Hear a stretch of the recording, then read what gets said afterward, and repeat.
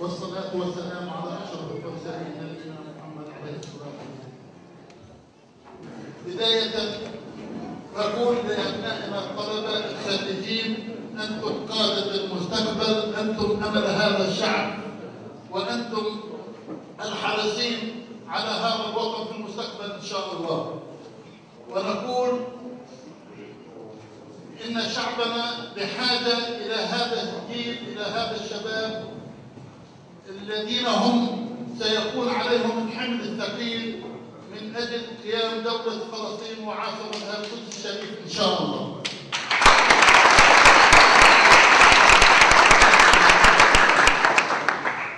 إحنا في حركة فتح نحافظ على أبنائنا وشبابنا، لأن المهمة صعبة علينا، يجب علينا أن نرفع الراية ونظل الراية مرفوعة. كما قالت جولدا مائير عندما بدأت النكبة في 1948 قالت: الكبار يموتون والصغار ينسون.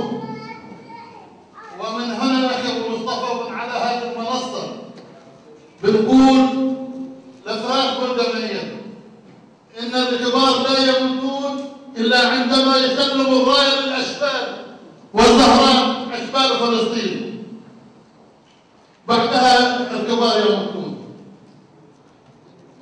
أما الصغار فهم يحافظون على هذه الراية وعلى هذا العلم.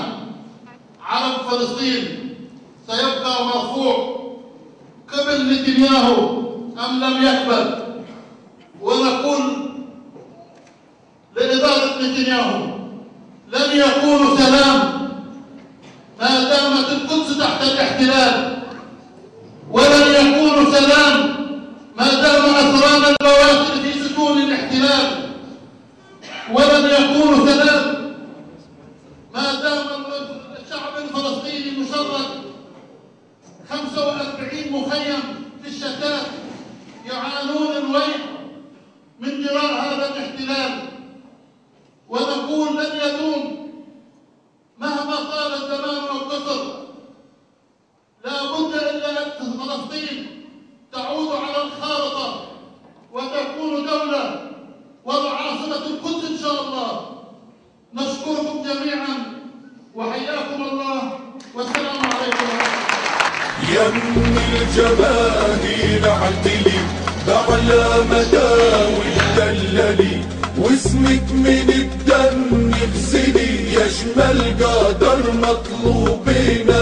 يم الجماهير عدلي بأعلى مداوي الدللي، واسمك من الدم يغسلي، يشمل قدر مطلوبنا. يا فتح يا عرس الفداء بقلوبنا، عرسك راياته تعتليها دروبنا. هذه انطلاقة فتحنا بحروبنا، نحيا ونحييها بكل رحابنا.